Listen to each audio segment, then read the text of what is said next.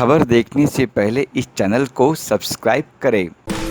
दलित कामगार नेता अभिजीत राणे ने नए युग की शुरुआत की।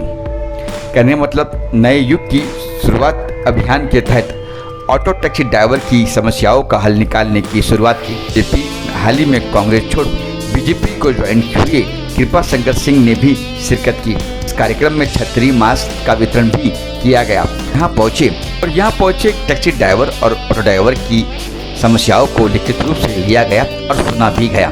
इस पूरे मामले पर कृपा शंकर सिंह और अभिजीत राणे जी का क्या कहना है, आइए आपको सुनाते हैं।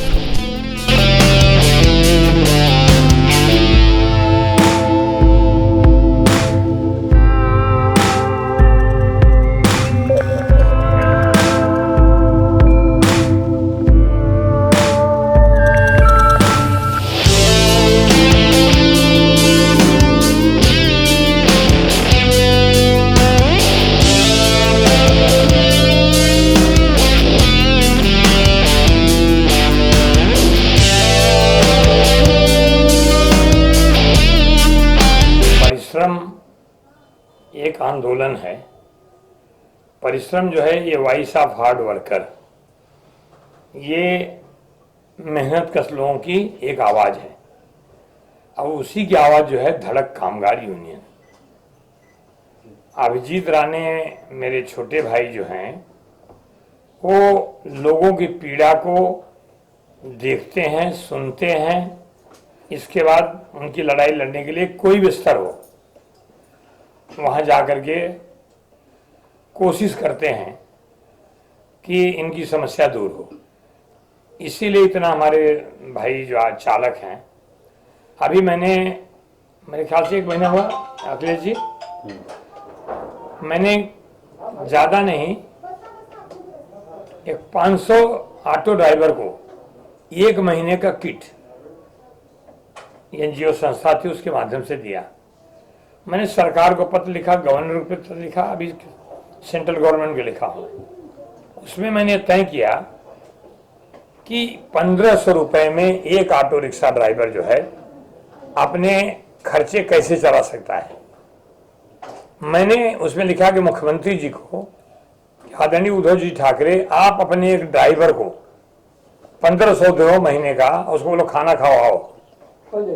जवाब क्या मिला वहां से परिवहन मंत्री का कि ऑटो रिक्शा और टैक्सी चलाने की छूट है। चलाने की छूट है ना, पैसेंजर कहाँ है? पैसेंजर बैठेगा तो पैसा मिलेगा ना। और कितना दे रहे तो 1500 रुपया। मजाक मत उड़ाओ इनका।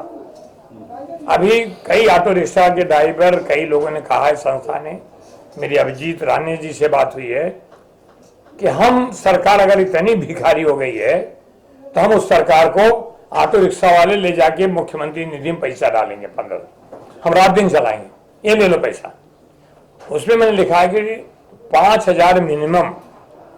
अच्छा, तुम बैनर लगा रहे हो, तुम्हारे कोई पार्टी कार्यकर्ता क्या गाइड करेंगे? क्या गाइड करो भाई? आरटीओ के पास हर ड्राइवर का एड्रेस है। आरटीओ जो है, जितने गाड़ी का लाइसेंस है, जितना सब है वो। अब ऑटो के ड्राइवर को, टैक्सी वाले ड्राइवर को बैंक अकाउंट है, बैंक अकाउंट डाल दो पैसा। मिनिमम 15,000 रुपए, चाहे ऑटो रिक्शा ड्राइवर हो, चाहे टैक्सी ड्राइवर हो, इवन चाहे ट्रक का ड्राइवर हो, टेम्पो का ड्राइवर हो। जब उसको कोई साधन मिलेगा तब तो जाएगा ना। तो एक लड़ाई लड़ी जा रही। आज तो मैं उस पर मैं बात करके करूँगा। और हमारे पास जितना धड़क, नाम सुनते ही धड़क जाते हैं लोग। ये सरकार को धड़कना पड़ेगा। और ये ऑटो रिक्शा वालों का या टैक्सी वालों का या जो भी पीड़ित लोग हैं, इनको हम सब कोरोना का पालना, सब डरे हैं, सबकी जान है। लोग डर के मारे पिछली बार ऑटो रिक्शा में भाग गए उत्तर प्रदेश, सिर्फ जान बचाने के लिए। किन परिस्थितियों में गए हैं। तो मैं तो धन्यवाद देना चाहूँगा और पूरा साथ देना चाहूँगा कि अगर 5-10 दिन में समय देंगे, हालांकि मुख्यमंत्री जी से जितने जोर से बोल सकते हैं हम उतनी जोर से नहीं बोल सकते, लेकिन बोलने के लिए इनको आगे करेंगे, बाकी हम लोग साथ में रहेंगे। अगर नहीं दिया तो हम कहेंगे जैसे तुम गाड़ी चला रहे हो वैसे अभी ऑटो रिक्शा वाले को रख लो, तुम क्यों गाड़ी चला रहे हो? तुमको तुम्हारी जान प्यारी है, उनको उनकी जान नहीं प्यारी है। तो 5,000 रुपया मिनिमम सरकार को देना ही चाहिए, और लोग दे रहे हैं। ऐसा नहीं है कि उत्तर प्रदेश सरकार में इतना बड़ा ये था, इसके मनरेगा के माध्यम से योगी जी मुख्यमंत्री खुद हैं, संक्रमित हुए, एक दिन में ठीक हुए, सवेरे निकल गए, हॉस्पिटल जा रहे हैं, लोगों के बीच में जा रहे हैं। इसलिए आज जो आया हूँ यहाँ पे, ये तो मैंने अभी ये विचारधारा बदली है, राजनीतिक विचारधारा, एक विचारधारा छोड़ के दूसरी विचारधारा में आया हूँ। ये कारण था, आप सबको पता है कि आर्टिकल 370 का हमने कहा कांग्रेस का विरोध मत करो, उन्होंने विरोध किया, कई बार चिट्ठियाँ लिखी, कोशिश करी, लगभग 21 महीने हो गए। जब नहीं सुना तो मेरा इस्तीफा मंगा ले लो। और जिसने इस राष्ट्र के साथ एक हिम्मत दिखाई है, आप सब लोगों ने देखा होगा कि जिस दिन 5 अगस्त को पार्लियामेंट चल रही थी और भारत के गृह मंत्री अमित शाह जी 370 आर्टिकल हटाने का प्रावधान को पढ़ रहे थे, उसके बाद किसी ने टिप्पणी की कि बोले कश्मीर में ऐसा हो रहा है, उन्होंने चिल्ला के कहा जान दे दूंगा जान। कम से कम राजनीति में रह करके पार्टी से बड़ा राष्ट्र है, राष्ट्र से बड़ा पार्टी नहीं है। मैंने छोड़ दिया, 3-4 दिन हुआ है मैंने भारतीय जनता पार्टी ज्वाइन किया हूँ, और कांग्रेस में एक सिपाही की तरह काम करते रहा, यहाँ भी काम करूँगा। और धड़क कामगार यूनियन और हमारा भाई जो है, इनकी पूरी टीम को मैं इनके साथ चल के जहाँ भी, जब भी, इसके पहले हुआ है, मेरे लिए दल माने नहीं था, मेरे लिए लगता था कि पीड़ित लोगों को, जिनका दर्द है, जिनका दुख, उसके लिए अभिजीत राणे अपनी यूनियन के माध्यम से हर जगह लड़ाई लड़ रहे हैं, उस लड़ाई में शामिल हूँ। इसलिए सर आज भी आपको भैया ही कहते, सब लोग, छोटा है बड़ा हो, सब भैया कहते हैं। हाँ भैया, इतना बढ़िया शब्द है, क्या बताऊँ भाई आगे आते बड़े, उनके लिए ये हो गया बड़े भाई आगे हमारी बात। हाँ नहीं, वो तो है, उसका मुझे, मैं परिश्रम आंदोलन के माध्यम से चला, मैंने हमेशा प्रायोरिटी रखी। और बाकी यहाँ महाराष्ट्र के तो लोग अपने है ही हैं। मैंने अभी एक जगह पर कहा, वो अपना सुनील राणे फौजदार था वहाँ बोरीवली में, मैंने कहा उनसे, हमने कहा कि अगर महाराष्ट्र की अस्मिता की जरूरत पड़ी तो हम जो उत्तर भारतीय लोग हैं, हम नमक खाते हैं यहाँ का, इस धरती की अस्मिता की जरूरत पड़ेगी तो पहली लाइन में अगर खून देना पड़ेगा तो पहली लाइन में उत्तर भारतीय खड़ा रहेगा। हम लोग मतलब ये हमारे महाराष्ट्र के प्रति है। लेकिन अब वो कुछ लोग हैं जो भैया को अलग ढंग समझते हैं, उनको समझाने वाले हैं। मैं ये भी कहा वहाँ पे कि उत्तर भारतीय समाज मेहनत कश है, ये बागी हो सकता है, बीमार नहीं हो सकता। सर, जिस तरह के हमने कार्यक्रम आज देखे, काफी रिक्शा वाले हैं और हमने काफी रिक्शा वाले के इंटरव्यू भी किए, उनमें उनकी एक समस्या ऐसी है कि हम गाड़ी से चल रहे तो फाइन मार रहे, रोड पे गाड़ी खड़ी है तो फाइन मार रहे, गाड़ी में 2 पैसेंजर के ऊपर हम बिठा नहीं रहे तो भी फाइन मार रहे। तो वो एक उम्मीद लेके आपके पास आए सॉल्यूशन के लिए, तो कैसा सॉल्यूशन मिलेगा आगे की मनमानी चल रही है? निश्चित तौर पर हमारे पिता तुल्य कृपाशंकर सिंह जी, जो हमेशा ही हमारे पिछले 20 साल के करियर में एक वडीलधारी का हमेशा ही रोल लिए हैं। आज मुंबई शहर में लगभग 40,000 से अधिक रिक्शा चालक मालक, ये धड़क ऑटो रिक्शा चालक मालक यूनियन के सदस्य हैं।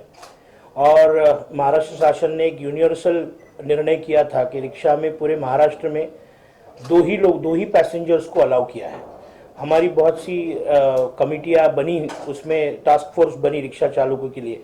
उसमें ऐसा बताया गया कि भले वो रूल बनाया है मगर हमने किसी पे चार्ज मारा नहीं है, मगर पिछले 1.5-2 महीने से 2 पैसेंजर्स के आगे अगर जाते हैं तो स्ट्रेट आरटीओ वाला वो रिक्शा वाले का फोटो लेता है और उस पर चार्ज मारते। तो उस पर हम तीव्र आंदोलन से, बहुत से मुद्दे हैं।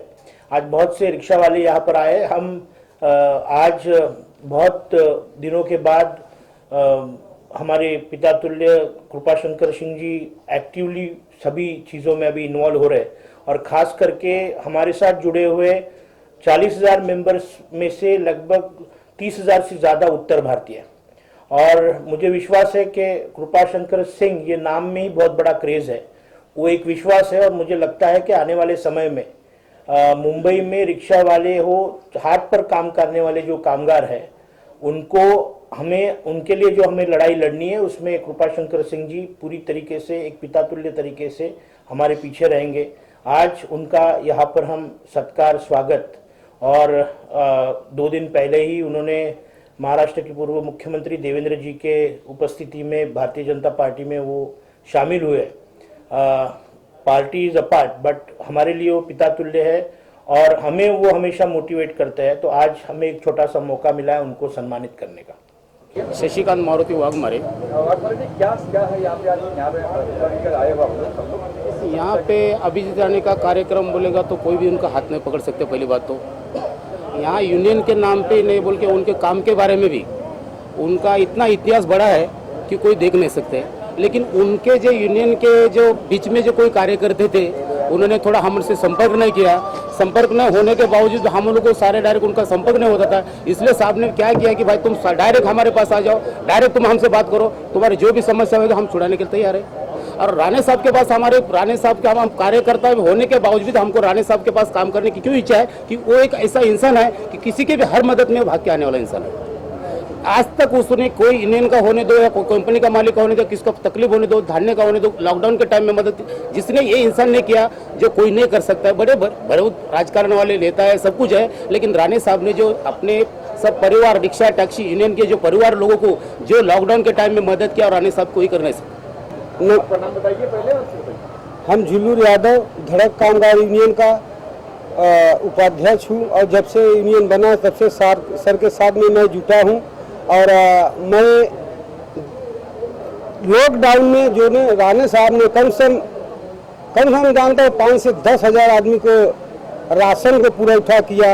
अब कहीं दुख सुख में होता है तो साहब एक फोन, चाहे एक रिक्शा वाला कोई फोन किया तो साहब ये नहीं देखते कि रात है कि दिन है। साहब उनके घर पे कोई किसी घर में मैयत हो गया तो भी साहब ये नहीं देखते कि ये रिक्शा वाला वहाँ घर पे फोन किया वहाँ उनके यहाँ पहुँच जाते हैं। तो साहब का जो स्टाइल है, एक काम का स्टाइल है, इसके लिए मैं बोलता हूँ यूनियन तो बहुत है, मैं भी बहुत यूनियन में काम किया है। हमको 40 साल हो गए यहाँ हमको सर नौकरी करते हुए, लेकिन हमने बहुत लेकिन सर अभिजीत राणे जो के साथ में जब से जुटा यूनियन में, उनके साथ में हमारा भी जो स्टाइल था वो मैंने सीखा।